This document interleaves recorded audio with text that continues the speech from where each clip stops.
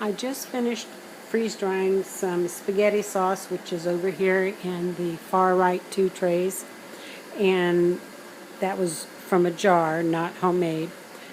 The tomato paste, the dark red here, was also from a can. I just wanted to test it out. And then I did some turkey meatballs that I got from Sam's Club. I had to put these back in a second time because they weren't quite dry in the center.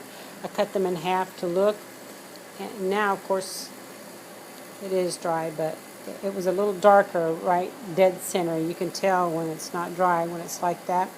I put half of one here in this dish with some water. You can see that it's moist. Now these meatballs are not pre-cooked. They do have to be cooked. So that makes a big difference.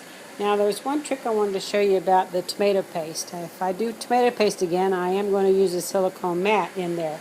I did not use one in any of these trays with the exception of this silicone covered paper here. But when you have something that you pour in and it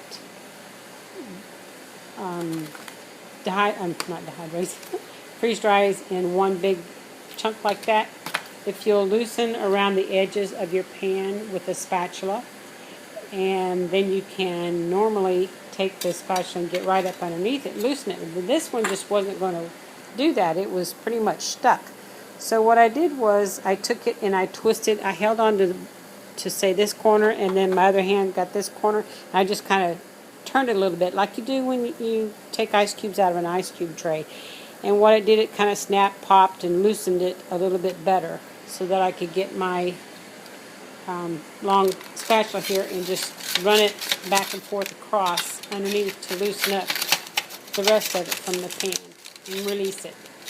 Now earlier when I took these out, when the cycle said it was done, it really wasn't done. So what I did is I flipped over these 2 spaghetti sauce pans that were a big sheet like this one, and I flipped it over and cut it up into pieces so that the moisture could be pulled out a little bit easier.